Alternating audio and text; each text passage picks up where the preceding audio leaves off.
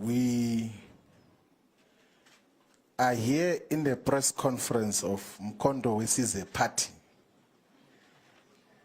to announce the structures of Mkondo Wesize Party. That is the primary purpose, a party which we voluntarily have joined and for correct reasons. When we were speaking in the other platform, we made a plea for avoiding of mischaracterization of an otherwise correct and revolutionary decision and act to join Mkondo Wesize Party. What President Zuma is doing with Mkondo Wesize Party is what the statement of Mkondo Wesize did in 1961 on the 16th of December, to say that now that the liberation movement has been banned, what other platform do we express ourselves? What other instrument do we use to fight for total liberation? There is absolutely no doubt that the liberation movement is no longer existing in the form that it's supposed to do. It has been captured totally. It is directed from elsewhere. And then this is a platform. And what is unique about Mkondo Wesize Party, and it's a purposeful, foundational approach and principle, is to assemble people who can govern society to come and govern society in South Africa. It's not wishful thinking to say that we've got these ideas of what we're going to do. Is to assemble the best of the best.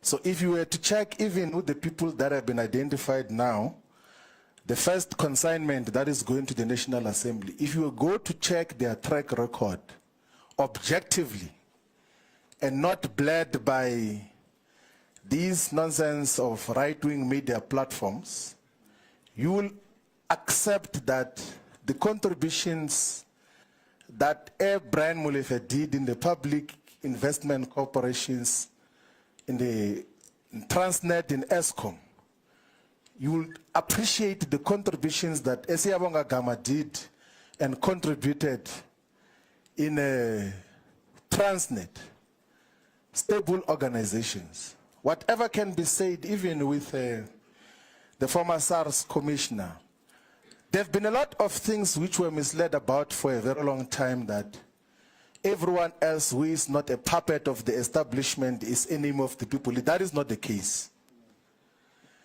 And people will think that I'm saying this because I'm on this platform now only. You can check the public statements and writings and articles and even interviews that we did when we came to the realization that for a very long time we're misled in terms of our characterization of society. They said there's capture because they were no longer in control of key state institutions. The white capitalist establishment was no longer in control, and then they said there's a crisis. If there was truly a crisis, why is that crisis not there now? Like, can they show us the crisis which they said existed before? So to assemble the best of the best amongst black people to govern society is a best decision. And to associate with that is a best and sound decision. People who can govern, like it's as simple as that. Like, if you say that who amongst ourselves is the best, and then you say, let's assemble those who can demonstrate that they have got capacity to run otherwise very complex and huge institutions, who are not going to collaborate with the establishment and switch on electricity on and off and say it's load shedding because there's a crisis of this and that. People who are genuine and real and have never done anything wrong, and of course will be criminalized for one reason or another. I agree that we should unite all the progressive forces into common agenda, because this thing of small unviable political parties is not sustainable for the future of black people in South Africa. It's not sustainable at all. We can't And the temptation as well, and I'm not characterizing the EFF, is that when you have got multiple of these, like they end up being fiefdoms of individuals. A IFP, UDM kind of arrangement, what is it to achieve with that? When all of us can set aside our very strong egos and say, I don't have to be a member of parliament, I don't have to be a deputy president. I can come and be led by a collective, like, and be subjected to a collective and be asked to go and organize branches of MKP from scratch and not be a member at the high levels. That is the principle that we're dealing with. And that is what we're here for, in terms of, and so that there's not even confusion. By the way, we spoke about the unification of all progressive parties with President Zuma last year, October, before the official announcement of Mkondo as a party. And I was amongst those that said that let us go and contest elections as separate political parties. We'll contest each other on the ground, but we'll come back to talk about what do we do moving forward. So the attempt for unification is not just an opportunistic one because there were electoral declines of the EFF and all of those things. It's a genuine political discussion, which all South Africans must enter into, those who are in favor of the revolution. Because revolution is the content of what we're standing for. It's not just, no, if it's me, you are betraying me. You know, some people will say, you are betraying me. Where does that enter? And you don't even once suggest that I'm betraying the revolution. I will never betray the revolution. Because we're not in the business of trying to please each other's egos here.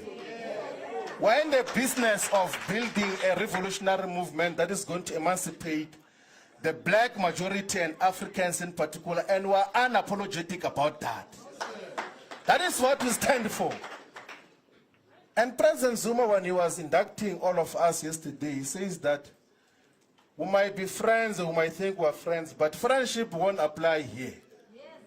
If you do not do these things right, you're going to be taken care of appropriately. Some people were asking me that what is going to happen because in MKP leadership changes every week and all of those things. What if they change? I say, like, if I'm removed as national organizer, I'm going to be a member. And if I'm removed as a member, I'm going to be a volunteer and put posters even without the approval of the leadership. I'm not here for opportunistic purposes. And that is what we are all about. I think all of us, all the progressive forces, let's unite and build this movement. There is no dictatorship, there is political discussions. In all the times that we've got to interact with President Zuma, he has the patience to have political and ideological discussions to persuade people about how to move forward. He does not stand to subjectively gain anything out of that. It's not like he's subjectively going to gain anything out of it. He had said that let's unite all the progressive forces so that we can build a solid movement that will take us forward. Otherwise, the other things that are said are not worth responding to. We're going to go to the ground. Let's coexist, all of us, and then let's persuade each other. Let's build the MKP as a party which is going to take over government of South Africa. Thank you very much.